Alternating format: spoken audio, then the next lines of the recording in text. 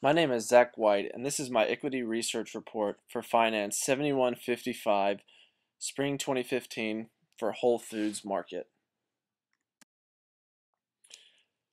As an executive summary, the stock price on March 20th of 2015, when this report was completed, was $53.97 per share. The time that we will be forecasting through is 1 year, and after our evaluations, we are predicting that the stock price will be $25.54 and therefore are recommending a strong sell on this stock.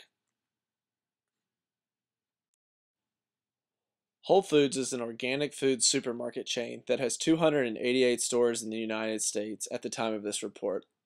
And in addition, it has 6 stores in Canada and the United Kingdom. It was founded in Austin, Texas in 1980 by CEO John Mackey. They have an extremely respected brand name and have been a large player in the grocery store industry due to their organic and healthy foods. Recently, they have branched out into other organic products such as makeup and handbags. Recently, the competition has become increasingly widespread as what used to be normal grocery stores have now incorporated organic sections into their usual product lines. A summary of their financials shows us that they have a market cap of $19.47 billion. In addition, they have $299 million of cash based on an annual report from September 29, 2014. Their FY14 revenue was $14.19 billion with an operating cash flow of $1.08 billion. They have a free cash of $655 million, and for the year 2014 they paid 48 cents in dividends, which comes out to 12 cents quarterly. Whole Foods Market is a grocery store that sells only organic products and specializes in locally sourced foods and other products.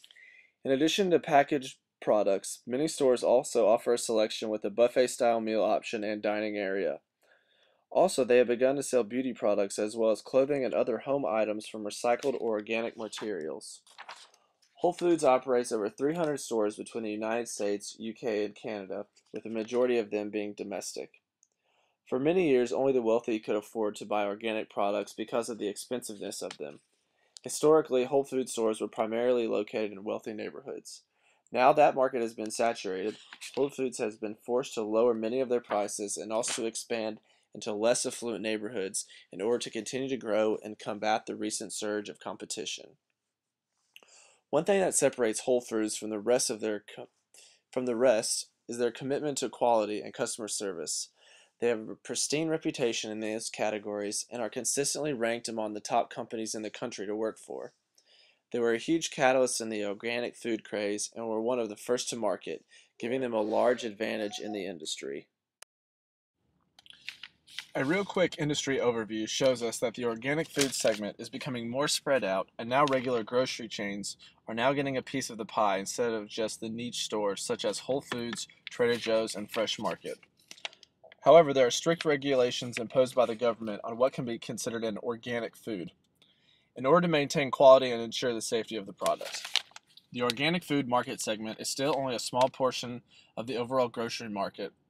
As of 2011, 4.2% of all U.S. food sales were organic, but in 2011 the sector grew by 2.5 billion, which was a growth of close to 50%.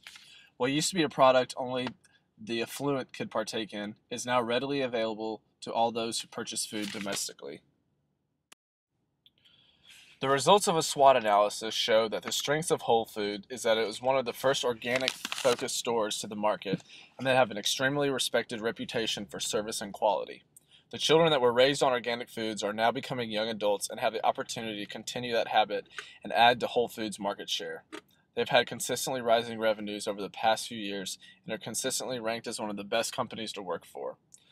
One of their weaknesses is that organic foods are in general very costly to grow and have higher expedited shipping costs. They require a very structured supply chain in order to have field-to-shelf efficiency. The organic foods industry is highly regulated by multiple government agencies. In order to continue to grow, Whole Foods needs to look at expanding more globally as domestic competition increases and takes away from their market share. An opportunity for them is that recently they have begun to cater events. This is a huge opportunity for them because the young adults who are raised on Whole Foods are now being married and having weddings and children. They are beginning to tap into the craft beer market and offer grower fills at many of their locations. They could begin a customer loyalty plan similar to the Kroger Plus card as well. Some of the threats of Whole Foods is that the supermarket and wholesale stores, similar to Walmart and Sam's, are offering organic alternatives to traditionally grown foods in their own stores.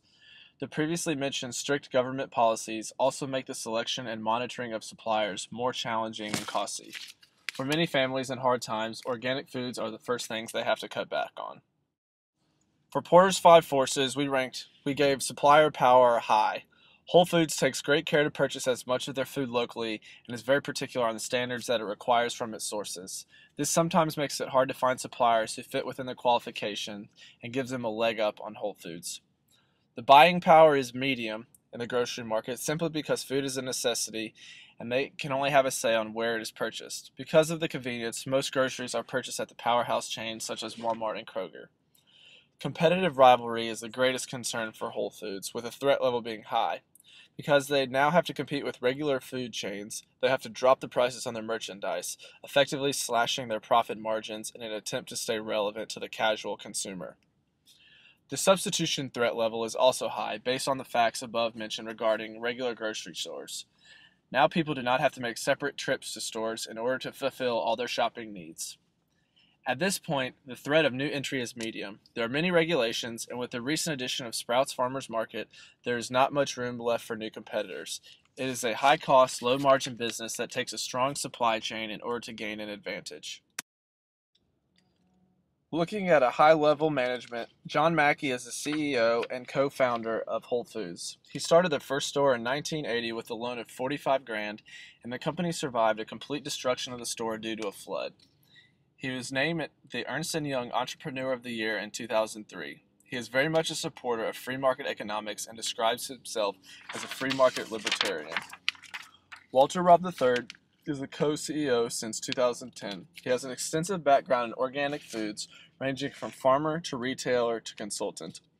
He has been with the company since '91 and worked his way up from store manager to president of the Northern Pacific region and the executive VP of operations.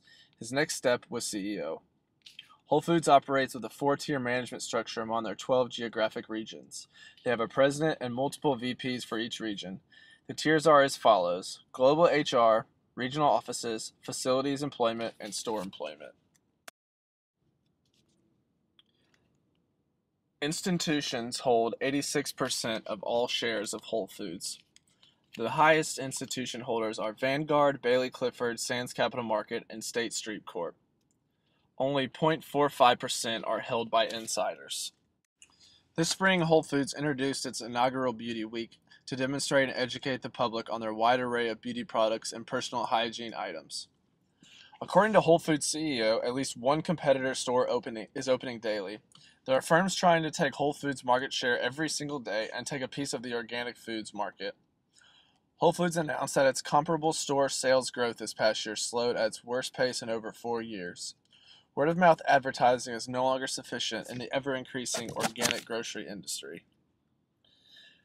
This chart shows the price and volume of stock for Whole Foods Market from January to September of 2014. The volume was consistent outside of spikes in May and August. The price of the stock showed a consistent downward trend with acceleration during the month of May. The observance of this graph will show us how Whole Foods Market has underperformed the S&P 500 for the entirety of the year 2014. We will now analyze the financial ratios of Whole Food markets. These financial ratios have been calculated using the annual reports, with the most recent ending in September of 2014.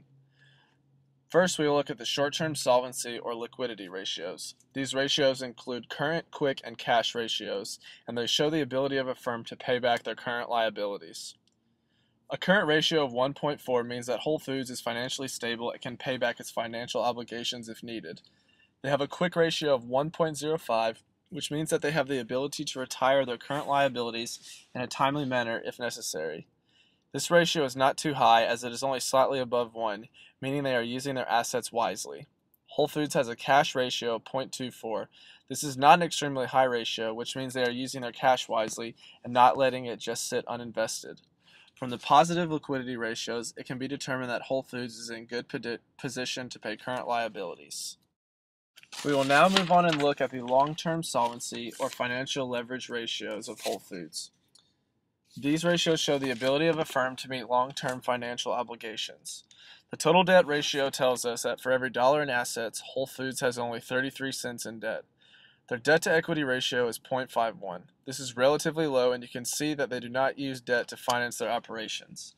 The times interest earned and cash coverage ratios are not calculable because there is no interest expense since 2010.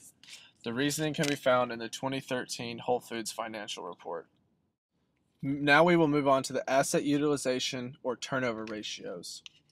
This table shows the calculated asset utilization ratios for Whole Foods market.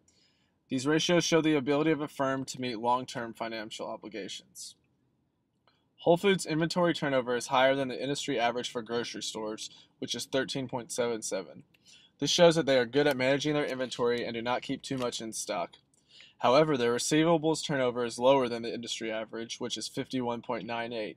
This means that they are not as efficient in receiving payables as their counterparts in the market. Thirdly, their total asset turnover ratio is about on par with the market, which is 2.83. Inventory remains in their stores for 9.41 days based on the day sales and receivables ratio. With a total asset turnover of 2.47, this shows that for every dollar in assets, Whole Foods generates $2.47 in revenue. This is very similar to the 2.83 ratio that the grocery segment maintains. The capital intensity ratio of 0.40 shows that it takes 40 cents to generate a dollar in sales. The profitability ratios give us a glimpse at the overall profitability of the firm. The Whole Foods profit margin of 4.08% is nearly 4 times that of regular grocery stores, but it's typical for organic food stores to have higher margin based on market strategy of higher priced goods. The ROA and ROE are both markedly higher than the industry average, which come in at 10.8% and 45.47% respectively. These numbers bode well for Whole Foods as they seem to be more efficient than their competitors. The return on assets means that it generates $10.08 of profit for every dollar in assets. The return on equity means that they generate $45.47 in profits for every dollar in equity. Now we will look at the market value ratios. The market value of a firm can be studied using the price-earnings ratio and the market-to-book ratio. On 9/29/14, Whole Foods stock price sat at $37.56. The price-to-earnings ratio is approximately half of the grocery average, which is 41.32. Also, their market-to-book ratio is almost 4 times the national average of 4.3. This leads us to believe that the stock might be overvalued at that point in time.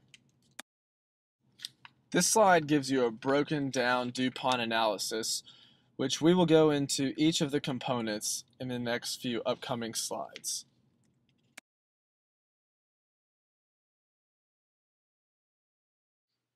From viewing a time series analysis of Whole Foods ROE, you can see that in 2012 it had a high of 15.47% and then dipped in 13 and then took a slight recovery in 2014.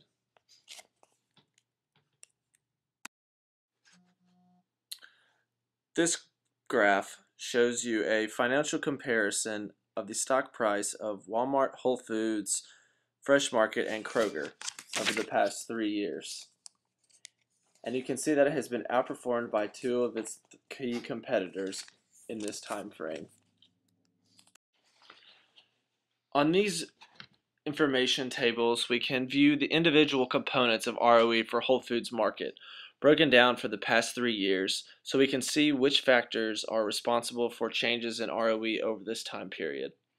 It appears that the only ratios that have had significant change over this time period are the asset turnover and leverage ratios, as all others have remained extremely similar.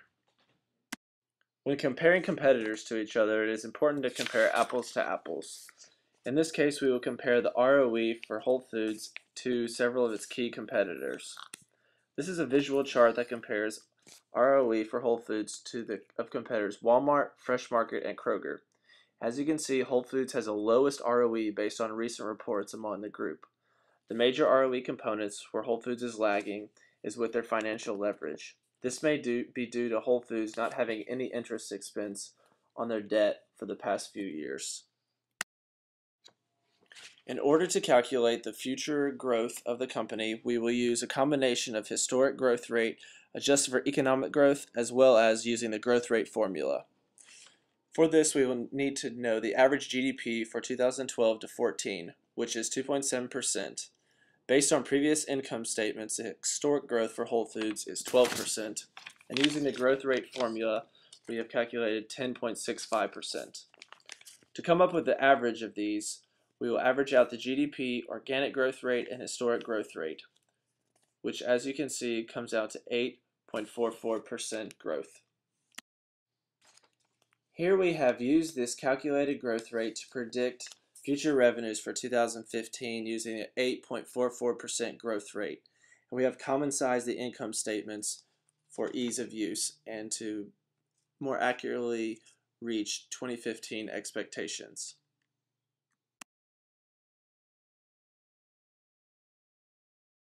We will use the capital asset pricing model to calculate the return that would be necessary in order for this investment to be successful. The calculations are below, and this means that the stock would have to achieve a return of 11.84% over the next year in order for the investment to be an intelligent one for us. The calculation for beta was found on Yahoo Finance, and the risk-free rate was found on the U.S. Treasury website for T-bills for the final quarter of 2014. According to our estimations of future stock price, this return is not feasible and will probably result in a loss.